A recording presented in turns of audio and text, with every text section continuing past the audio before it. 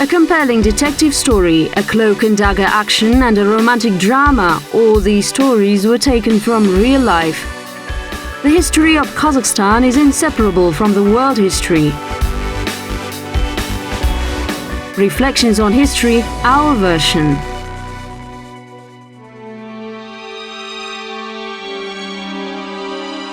On the frontline stage, Lyubov Orlova was performing in an Almaty school which had been changed into a hospital.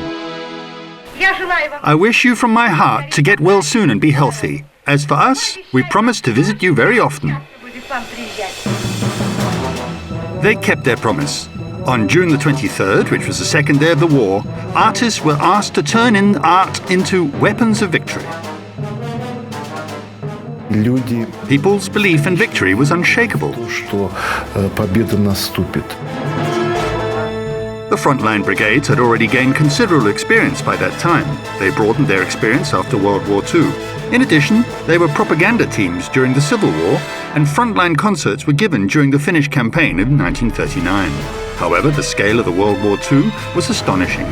There were 45,000 artists, 4,000 brigades and frontline theatres. It wasn't even a regiment, but rather an army or a concert and military subunit. The footlights turned into the line of fire, and actors were fighting.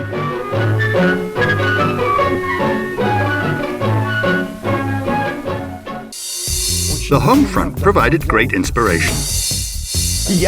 I had a small part in this concert. I was a presenter at the concert. Sometimes they were only 500 to 600 meters away from the line of fire. Chapter 1. In the line of fire.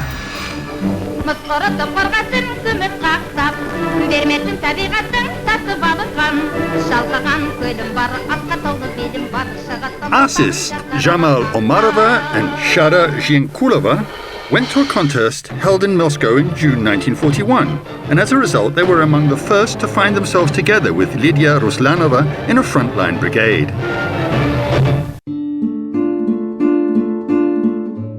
We went through destroyed regions and saw the signs of fascist cruelty. Villages had been burned completely, and the Nazis had thrown little children who were still alive into wells in Spasnado. They had hanged 8 partisans and a little girl in Volokolamsk. When I saw these things, I was shocked and fainted. I was taken to hospital where I regained consciousness. Afterwards, we performed for the wounded. People shouted that artists were arriving. The car approached and they didn't need to seat anybody because the lorry was like a stage. However, they rarely performed in lorries. They performed more often in ravines, sheds, dugouts, airports, and wherever was possible. Rosa Baglanova recalled that she danced and sang her famous Samara Town standing on a tank.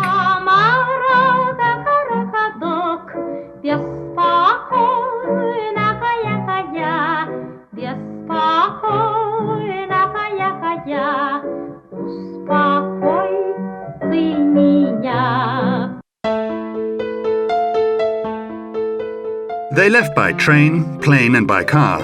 Vladimir Zeldin remembers that it was not easy to get to the forward position from Kazakhstan. I mainly performed in concert brigades, visited hospitals, induction stations, and we went to the front line too.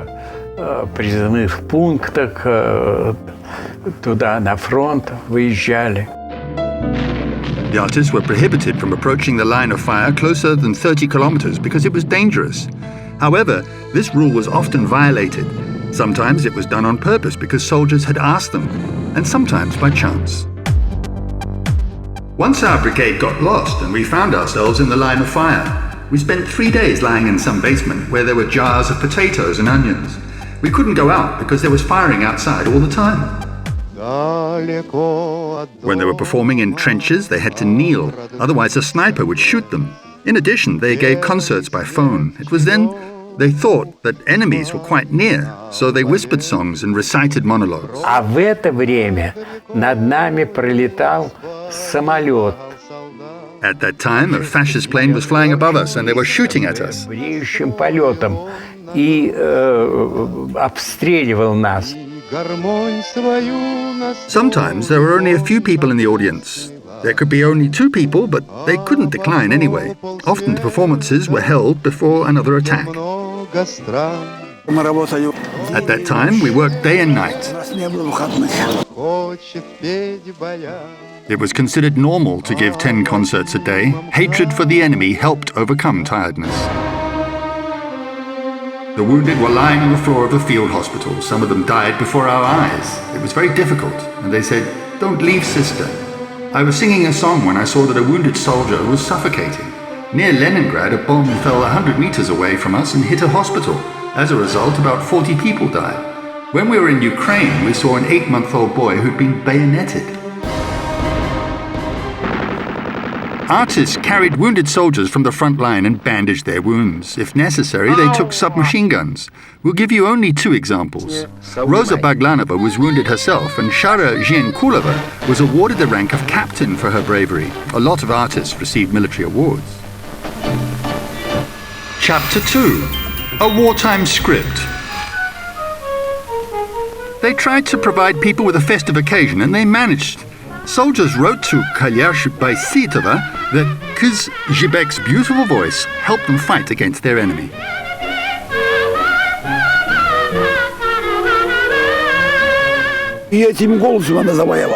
She won everything with her voice. People loved her a lot because if God gave her talent, He gave everything else.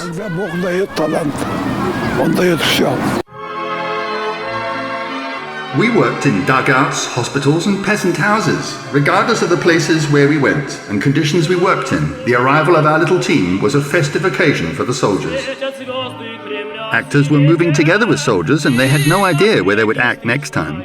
They didn't even know about the mise en scene, their makeup, scenery, and whether their performance would be in daylight or lit with a candle. Each concert and each play was its own little premiere. They didn't have a precise repertoire. It included sketches, poetry, dances and circus shows. Well, my song is the song about Moscow, which I sang in the Pig Tender and Shepherd film. The song performed by Vladimir Zeldin turned out to be lucky, unlike some other songs. In the state archives of Kazakhstan, there's a list of works, the performance of which was prohibited. Well, it's clear why all the operettas by Kalman and plays by Hauptmann were prohibited. They referred to Germany and Hungary, which fought and was an ally of Hitler's Germany. However, sometimes a question arises because some official put a question mark with a red pencil. Венгрия, которая воевала и была союзником гитлеровской Германии. Но иногда возникает вопрос, и кто-то из чиновников поставил, что красным карандашом недоуменный знак вопроса. The famous song, In Case War Comes Tomorrow, In Case We Start Campaigning Tomorrow, was on the blacklist. Besides, there were a few works about the incumbent Kalara. Песня пионера. There was a pioneer's song and pioneer's poetry sent to Klim Voroshilov. Probably it was connected to his mistakes in commanding troops at the beginning of the war. С руководством его войсками в начале войны. A new and ideologically correct repertoire was literally developed on the go. It included the first military song about the sacred war, the first plays, and the first film collections.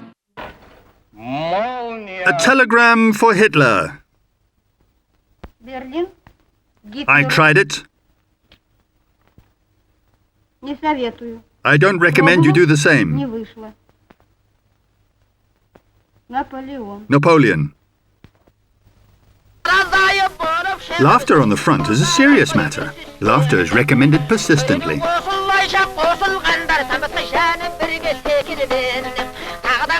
There are some unique frames. To the sound of the Dombra film was shot in Almaty Theatre of Opera and Ballet in 1943. A concert film was one of the most popular genres.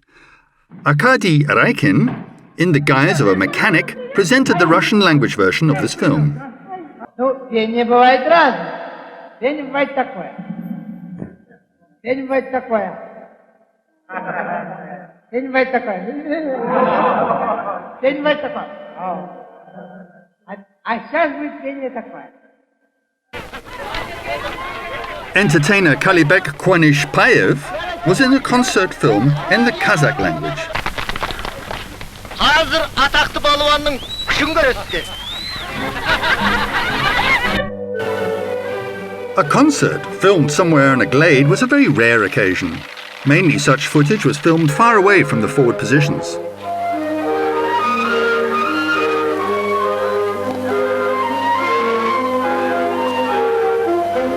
Chapter 3. A report on the subject. Everything was for the front. There were mentoring concerts at the forward position and artist home front tours. The income coming from these concerts went to the defense fund, which gave money for tank columns and so on. In addition, Stalin sent us greetings for this financial contribution. Here is a large document. Pomerantsev was one of the such concerts presenters.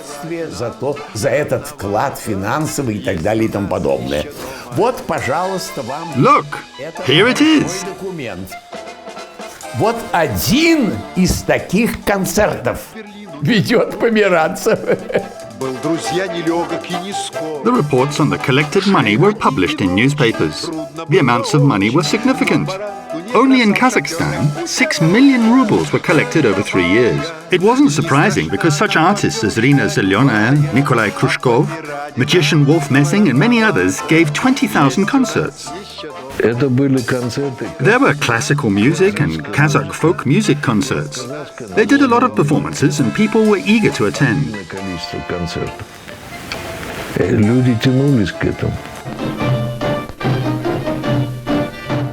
Shara Zhienkulova provided money for a tank purchase. Lydia Ruslanova gave the front line 2 Katyusha batteries and 14 missile launchers.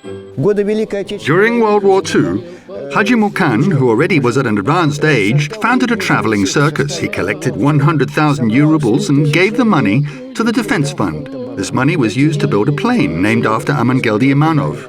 Kazabai Shalabayev piloted the plane.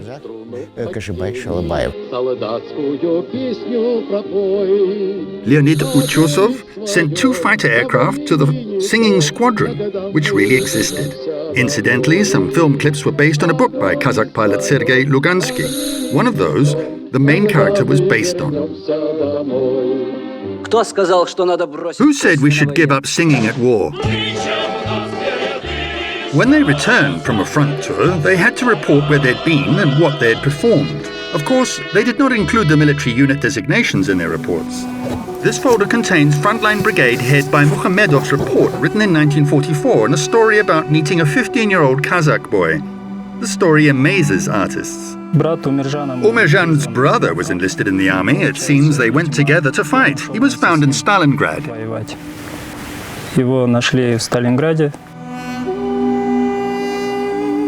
It seems that Umerjan was from the Kostanay region. His brother was killed and the boy became an orderly. Then he rose to the rank of Lance Corporal and was nominated for the government award. What happened to Umerjan afterwards remains unknown. Here I cannot help quoting another fact. When Lieutenant General Romanenko was hugging and kissing Umerjan, he said, "The Kazakhs are honest and loyal soldiers. I wouldn't regret it if my whole army consisted only of Kazakhs."